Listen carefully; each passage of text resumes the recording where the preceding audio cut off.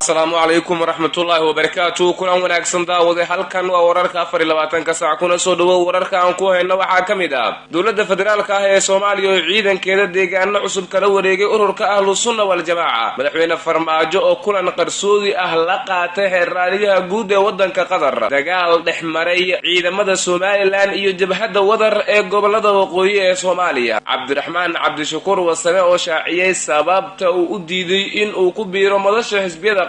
muuse biixi oo weerar culus dhanka afka ah ku qaaday madaxweynaha Soomaaliya Maxamed Cabdullaahi Farmaajo dablay xubeysan oo weerartay xarun degmo oo ka tirsan gobolka Banaadir lana qabtay qasaarana ka dhashay wararka dibadda ee aan idin heeno waxaa kamid ah aaga dalalka reer galbeedku u dhoofiyaan Indonesia oo halis ku haya caafimaadka intii aad maqasheen waxay ahaayeen qodobadii wararkeena ugu waaweynaa waa 16 bisha 11 November 2019 warkeeni oo dhan ku soo dhawaada haddii aad ku cusub tahay channelkan subscribe si aad u hesho gaada soonelkan ku soo gudbino taliyaha qaybta 12aad ee ciidanka xoogga dalka Soomaaliya Cabdicasiis Cabdullaahi Qooje oo la hadlay warbaahinta ayaa sheegay in ciidamada militariga dawladda Soomaaliya ay la wareegeen ammaanka deegaanka Gadoon oo hoos yimaada magaalada Dhuusamareeb ee xarunta gobolka Galgaduud ee dawlad goboleedka Galmudug taliya Qooje ayaa sheegay in dhawaan deegaankaasi la geyn doono ciidamo booliis ah oo ka howlgala gobolka kana shaqeyn doona nabadgelyada deegaanka sidoo kale waxa uu tilmaamay in dawladda Soomaaliya ay mas'uuliyad gaar ah iska saari doonto ammaanka gobolka Galgaduud ee bartamaha dalka Soomaaliya ugu dambeyn taliyaha qaybta 12aad ee xoogga dalka Soomaaliya ayaa shaaciyay in laba jabaari doonaan howlgallada ka dhanka ah al-shabaab ee ay ka wadaan deegaanada maamulka Galmudug si loogu saaro guud ahaanba gobolada Galmudug la isku yiraahdo Gadoon ayaa noqonaya deegaankii ugu dambeeyay ee lagala wareegay Ahlus Sunna wal Jamaa oo haatan ay si weyn isku hayaan dawladda dhexe ee federaalka ah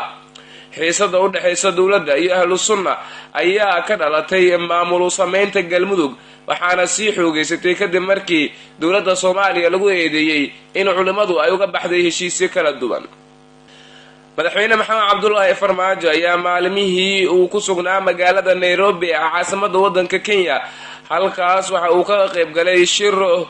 UN ka soo agaasimay waxa uu la kulmay xeerraaliyaha guud ee dalka Qatar Dr. Ali bin Fasid Al-Mari Dr. Ali ayaa dhankiisa waxa uu booqasho ku joogay magaala madaxda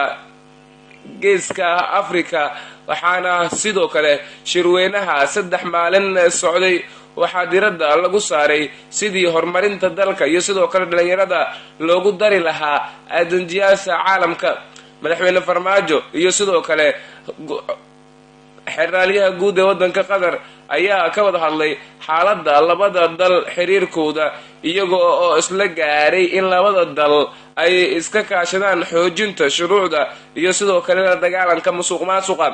kulankan ayaa waxa uu sidoo kale goobjoog ka ahaa safiirka xukuumadda Dooxa u fadhiya wadanka Kenya kaasi oo la qabanqaabiyay isla markaana kulan gaar ah u ahaa madaxtooyada Soomaaliya ayaa qarisay kulankan iyadoona qaybtooda warbaahinta aysan saxaafadda u soo bandhigin kulanka magaalada Nairobi ku dhaxmaray madaxweyne Maxamed Cabdullaahi Farmaajo iyo sidoo kale xeerraaliyaha guud ee wadanka Qatar ayaa ka mid ah dawladaha aadka ugu dhow maamulka madaxweyne Farmaajo isla markaana ka taageera dhanka maaliyadda iyo sidoo kale dhisida ciidamada iyaga oo dhawaan ku wareejiyay saanad ciidan iyo sidoo kale gaadiid dagaal warar aan helayno ayaa waxay sheegayaan in ciidamada maamulka Somaliland iyo sidoo kale kuwa jabhadda wadar uu dagaal ku dhexmaray deegaanka degmo laqas ee dowladka galbeed ee magaalada Boorama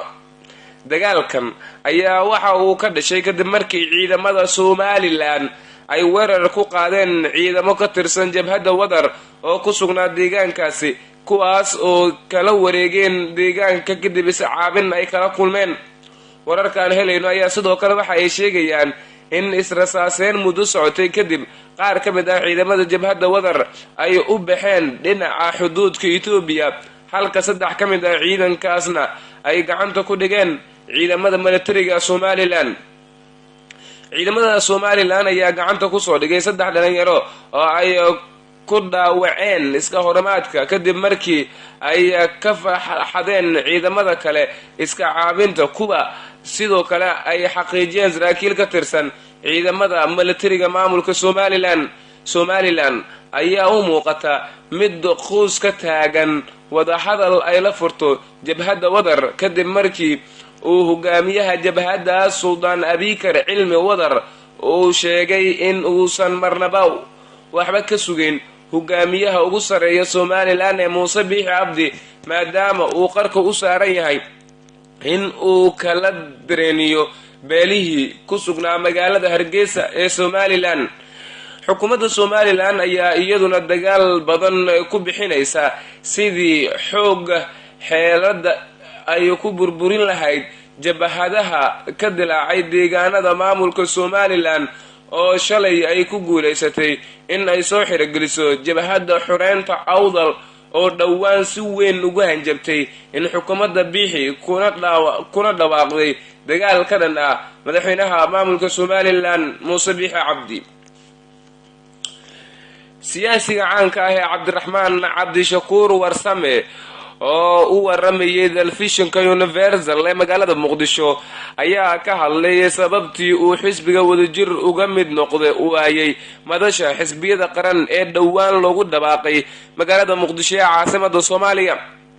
Cabdiraxmaan Cabdishakuur Warsame ayaa sababta ku sheegay in markii hore ay soo jeediyeen in madashu aysan yeelan hoggaan kaliya ay samaysanto xiriiriye balse ay hadda yeelatay hogaamiye taasna ay ku diideen sida uu hadalka u dhigay. sidoo kale waxa uu sheegay in madashu ay kala midaysan yihiin in laga wada shaqeeyo sidii ay u dhici lahayd doorasho lagu qabto waqtiga ay loo iclaamiyay markii hore. ugu dambeyn waxa uu aad u cambaareeyay xayiraadii la iskugu daray in dhawaan lagu sameeyo madaxweynayaashii hore ee dalka Soomaaliya wuxuuna ugu baaqay xukuumadda Soomaaliya in ay ilaaliso isla markaana ay doorto dastuurka iyo shuruucda kale ee dalkan u yaala. hadalkan ayaa ku soo aadaya iyadoo bishan Muqdisho loogu dhawaaqay madal cusub oo ay ku midaysan yihiin inta badan hoggaanka xisbiyada waxaana gudoomiye looga dhigay madaxweynihii dawladii ku meel gaarka ahayd ee Soomaaliya Shariif Sheekh Axmed. madaxweynaha maamulka Somaliland Muuse Biixi Cabdi ayaa waxa uu eedeyn kulul u jeediyay madaxweyne Maxamed Cabdullaahi Farmaajo waxaana uu sheegay in uu duulaan ku soo qaaday deegaano ka mid ah maamulka Somaliland sida uu sheegay madaxweynaha maamulka Somaliland Muuse Biixi Cabdi. waxa uu sheegay Muuse Biixi in dawladda Farmaajo ay dagaal kula jirto qaar ka mid ah maamul goboleedyada dalka sida Puntland, Galmudug iyo Jubbaland isagoona tilmaamay in dagaalkaas ay sabab u yihiin wadamada caalamka oo taageero siiya Soomaaliya. sidoo kale madaxweyne Biixi ayaa dawladda federaalku ku eedeeyay in ay xayiraad saarto madaxweynayaashii hore ee Xasan Sheekh Maxamuud iyo sidoo kale Shariif Sheekh Axmed oo 2 jeer dawladda ay saartay xayiraad xilli ay ku sii jeedeen Beledweyne iyo sidoo kale Kismaayo.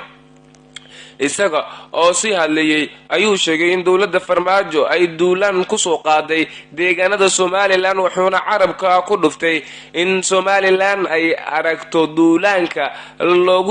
lagu soo yahay deegaanada maamulkaas. hadalkan ayaa waxa uu maanta madaxweynaha maamulka Somaliland Muuse Biixi Cabdi ka sheegay munaasabada xariga looga jariyay carwo dhinaca caafimaadka ah oo laga hirgeliyay magaalada Hargeysa ee xarunta maamulkaas taasi oo loogu soo bandhigayay dhibaatooyinka caafimaad darro ee ka jira deegaanada Somaliland.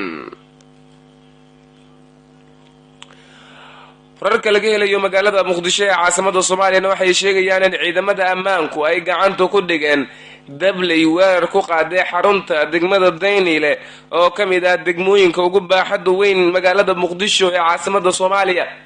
dablidan oo ka kooban 2 nin oo ku hubaysnaa qoryaha AK47 iyo sidoo kale hub kale ayaa waxa ay saqdi dhace xalay weerar ku qaadeen xarunta degmada Daynile ee Muqdisho waxaana ay iska caabiyeen ciidamada ammaanka ee ilaalada degmada oo markii ay dhaawaceen gacanta ku dhigay weerarkan ayaa la sheegay in ay ku geeriyoodeen habeenay shacab ah iyadoona ay ku dhaawacmeen qaar ka mid ah dableydii weerarka soo qaaday iyo sidoo kale askari ka tirsanaa ciidamada dowladda federaalka ah ee Soomaaliya. maamulka gobolka Banaadir ayaa lagu wadaa inuu gaaro xarunta degmada Daynile oo lagu soo bandhigay dableyda lagu qabtay weerarka xalay saqdi dhexe ka dhacay xarunta degmada Daynile ee gobolka Banaadir. halka warkan aad ka daawanaysaan waa wararka 24 saac. markana dibadda BBC-da ayaa ogaatay in qashinka caaga ah ee lagu qobo Indonesia oo tusaa sidoo kale xaalad caafimaad ku hayo deegaano ka tirsan dalkaasi. ururka daryeelka deegaanka ee magaciisa loo soo gaabiyo IBN ayaa waxa uu ogaaday in tuulo ku taala bariga Java laga helay beedka uu ka digaago oo ay 70 qor ka badbaaday heerka ay ogol yihiin heerarka fayadhowrka cuntada ee Yurub. waxaana la sheegay in xaaladda caafimaad ay aad u liidato caagagan loo dhoofiyo waddanka Indonesia. gudahaan warkeeni aad ka daawanayseen wararka 24 saac wanaga inta haddii aad ku cusub tahay fadlan channelkan subscribe si aad u hesho xogaha dahsoon ee halkan aan ku soo gudbino. waa mahadsantihiin waqti wanaagsan.